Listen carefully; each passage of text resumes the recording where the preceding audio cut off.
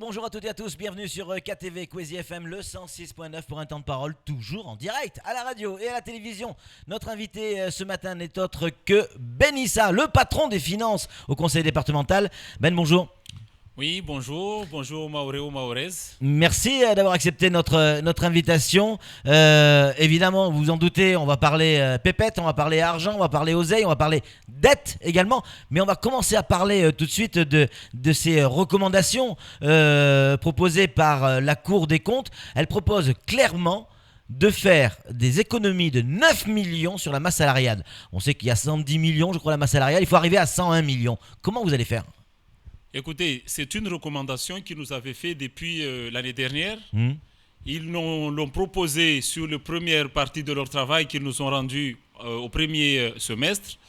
Nous avons énormément travaillé sur ce fameux masse salariale parce que nous sommes d'accord que la masse salariale du conseil départemental aujourd'hui occupe une proportion beaucoup trop importante du budget de fonctionnement. Nous avons dépassé les 40% du budget de fonctionnement qui est affecté à la masse salariale. Cette proportion est beaucoup trop importante et qu'il faut effectivement travailler énormément là-dessus. Nous l'avons fait. Nous sommes allés au bout de ce qui était faisable à ce niveau-là et je crois même que nous avons légèrement dépassé la ligne rouge sur ce qui était faisable, sur les coupes possibles à faire pour améliorer la masse salariale. Je rappellerai juste 2-3 chiffres. La masse salariale sur le compte administratif 2015 était déjà à 110 millions. Le surplus du passage au palier au-dessus de l'indexation, il est de 7 millions. Le coût de nouveaux intégrés, parce que le processus d'intégration n'est pas encore fini, il continue jusqu'à fin 2017, peut-être même en 2018. Donc c'est 1 million de plus par an. C'est-à-dire ce sont des personnes qui aujourd'hui ne perçoivent pas l'indexation. Du jour au lendemain, ils sont intégrés. Ils perçoivent l'indexation au taux de l'année en vigueur. Le taux en vigueur à l'année. Donc quelqu'un qui n'avait 0 € d'indexé l'année dernière, il est indexé cette année, il passe directement à 30%. Donc ça a aussi un coût, c'est à peu près 1 million. Donc chaque année, le département doit gonfler sa masse salariale de 8 millions à peu près, aux environs de 8 millions. Donc logiquement, nous devrons être cette année à 118 millions. Mais vous êtes toujours à 110. Ça veut dire que vous avez quelque part déjà économisé 8 ? C'est ce que je voulais dire. Que nous sommes à 113. Nous sommes à 113 précisément. Donc il y a eu déjà 5 millions d'économies qui a été faites. Ce sont 5 millions. Mais oui, mais Ben Issa, vous dites on a déjà fait des économies, mais la Cour des comptes le voit, elle l'a vu, elle dit simplement non, c'est trop, vous devez faire une économie de 9 millions, vous êtes à 110 millions, vous devez tomber à 101. Ma question c'est comment vous allez faire pour gratter 9 millions ? Les recommandations de la Chambre régionale des comptes là-dessus est claire, c'est le gel d'indexation. C'est ça. Il est clair, il est dit dedans. Ils disent que nous devons geler l'indexation jusqu'au Est-ce que ça vous allez le faire ? Aujourd'hui, nous ne sommes pas en mesure. Nous sommes en train de négocier avec les syndicats, mais il n'est pas question aujourd'hui de toucher à l'indexation. Nous ne pouvons pas, aujourd'hui, à la date d'aujourd'hui, toucher l'indexation, à moins que du jour au lendemain, on trouve un accord avec les syndicats pour le mettre en place, mais aujourd'hui, il n'est pas encore question de toucher à l'indexation. Le 12 juillet dernier, au conseil départemental, il y a eu une délibération qui a été votée à l'unanimité. Bon, peut-être à part vous, parce que je crois que vous n'y étiez pas à cette séance plénière, il me semble. Mais tout le monde a voté pour la suppression de l'indexation sur les CDI. Vous confirmez ? Oui, cette délibération a été prise. Mais je voulais placer cette délibération dans son contexte. Qu'est-ce que nous a été dit ? Si nous ne passions pas cette délibération-là à cette date bien précise, au mois de juillet, aucun agent de conseil départemental allait être payé. Le payeur nous a écrit, nous a notifié pour dire que l'indexation de CDI n'est pas inscrite sur le décret et qu'il ne continuerait plus à payer l'ensemble des salariés si nous n'enlèvons pas cette indexation. Nous n'avions pas d'autre choix que sinon nous allons vous n'allez pas avoir assez d'argent pour payer les salaires, tout simplement. Non, mais c'est pas ça. Ils allaient bloquer le salaire des 3000 agents du département parce que voilà, le CDI n'est pas inscrit effectivement dans le décret. Ce n'est pas par gaieté de cœur. Nous ne voulions pas le faire parce que nous savons que dans certains services de l'État, les CDI sont indexés. La délibération de 2013 qui a intégré les CDI a été calquée sur ce que se faisait dans les services de l'État. Aujourd'hui, nous risquons de bloquer la situation salariale de l'ensemble des agents du conseil départemental.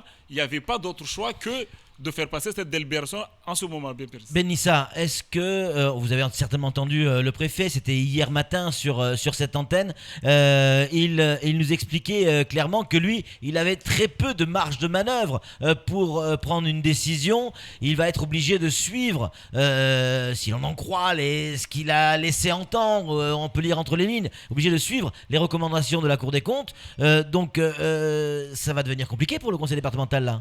Oui, nous continuons le travail avec le préfet. Nous continuons à discuter. Moi, je vous dis, M. Milan, le conseil départemental continue à faire des efforts. Il est clair que le préfet est amené à suivre les recommandations de la Chambre régionale de comptes, mais nous espérons trouver des solutions alternatives pour ne pas aujourd'hui sanctionner en quelque sorte le personnel des agents. C'est quoi les solutions alternatives? C'est continuer les efforts qui ont été entamés, M. Milan. Je donne un exemple. J'ai donné tout à l'heure l'exemple du chapitre 012, la masse salariale. Il y a eu des efforts qui ont été faits. C'est continuer le baisse. Moi, je prends par exemple le train de vie du département, où l'année dernière, l'année 2015, il était à 53 millions. Nous avons inscrit 45 millions. Donc, c'est des économies substantielles, visibles. Nous allons continuer à faire des efforts aussi à ce niveau-là. Sur les aides du département, notamment les bourses et autres, le fameux chapitre 65. Là aussi, nous sommes en train de faire des efforts immenses. Moi, je peux vous donner les chiffres. Nous étions à 63 millions en 2014. Nous avons inscrit 55. Nous allons continuer à faire des efforts sur le train de vie, sur ces chapitres-là, pour justement ne pas être obligés de toucher le chapitre 012 qui est la masse salariale. On sait que ce n'est pas une mince affaire, mais je suis convaincu qu'on trouvera un accord avec le préfet pour ramener le compte du département à l'équilibre sans forcément faire des coupes. Parce qu'aujourd'hui, si on veut faire des coupes sur le chapitre 012, c'est que deux choses. Soit des licenciements massifs, difficiles à mettre en place, soit le gel effectivement de l'indexation. Mais si nous arrivons à un stade où le préfet nous oblige, arrête le budget et il nous dit que l'indexation est gelée, de toute façon, il n'aura pas énormément d'impact cette année, parce que nous sommes déjà en fin d'année, et ce sera peut-être les 2 derniers mois de l'année que nous ne pourrons pas du tout payer. C'est ça le risque, à la fin il est là, c'est que selon nos informations, novembre et décembre, à la minute où on parle, Benissa, c'est pas gagné. Aujourd'hui, à la minute où on parle, ça risque d'être compliqué pour novembre et décembre pour payer les salaires, les 3000 salariés du conseil départemental. Oui, vous confirmez ça? Si le préfet arrête aujourd'hui le budget à 104 millions, tel qu'il est demandé, c'est-à-dire 101 millions pour les agents, la masse salariale et les 3 millions de salariés de RSA, effectivement, le département ne sera pas en mesure de payer les salaires du mois de novembre et décembre.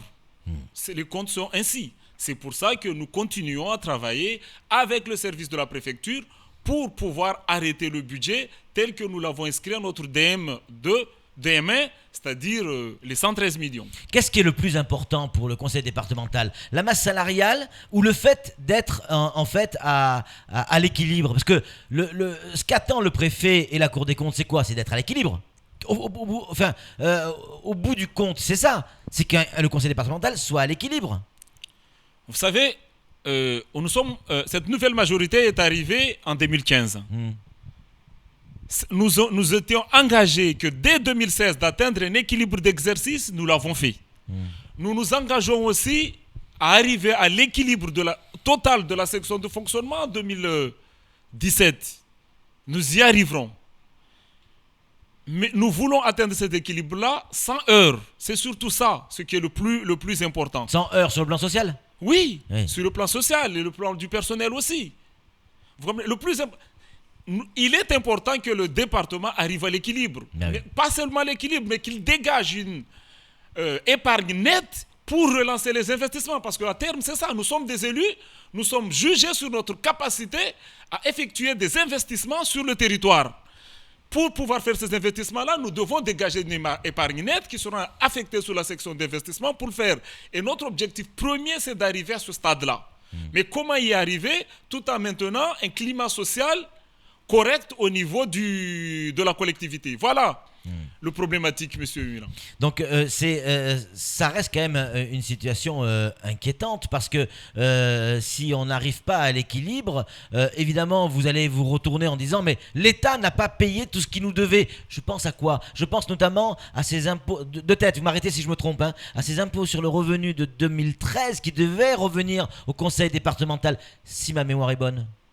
Oui. Et ça, c'est pas payé. L'équilibre, c'est deux choses. C'est travailler sur les dépenses, mais travailler aussi sur les recettes. Évidemment. Donc, on a parlé beaucoup sur la partie dépenses. Sur la partie recettes, nous avons aussi une commission qui travaille dessus.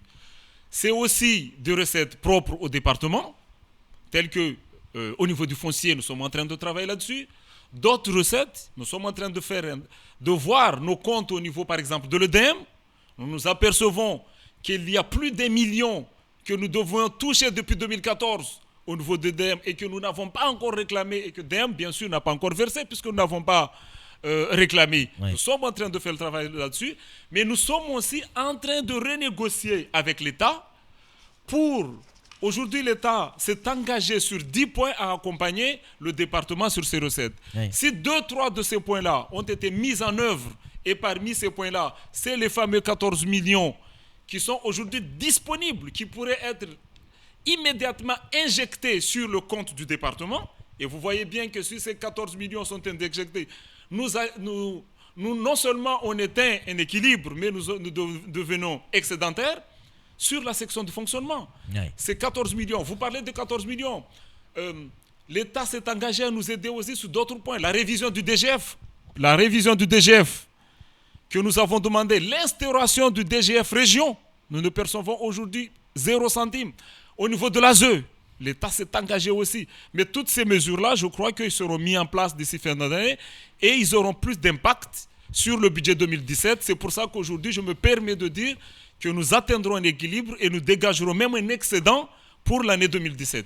Benissa, à partir de quand on va trouver, selon vous, selon votre analyse financière de la situation du conseil départemental, à partir de quand on va retrouver la fonction normale d'un conseil départemental, c'est-à-dire le social? Ailleurs, on le sait, c'est 50, 60, 70, 80% des fois, dans certains départements, consacrés au social. À Mayotte, c'est 9%. Alors qu'on sait que c'est à Mayotte, on en a le plus besoin. À partir de quand, selon vous, on pourra avoir un vrai conseil départemental qui fonctionne comme on en a besoin? Monsieur Milan, permettez-moi de faire une petite correction dans ce que vous dites. Nous ne sommes pas un département. C'est là où le gros problème... Oui.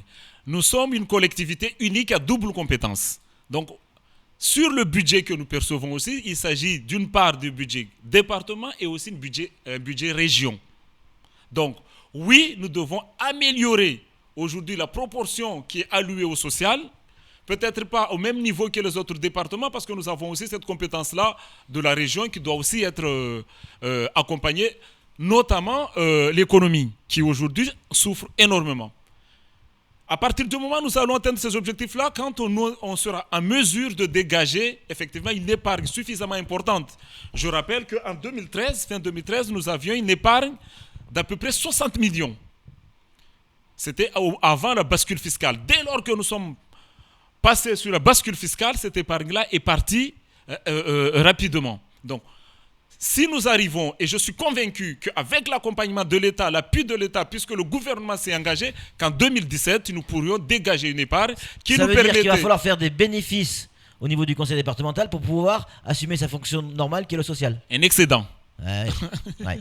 En tout cas, merci d'être venu sur ce plateau. On a évoqué évidemment l'aspect financier. Une poignée de secondes. Est-ce qu'on va pouvoir éviter une crise sociale au conseil départemental là dans les jours qui viennent? Parce qu'on est inquiet. On l'espère. Nous sommes en train de négocier. Vous discutez avec les syndicats en ce moment? Oui, nous recevons le syndicat tout à l'heure à 9h ce matin.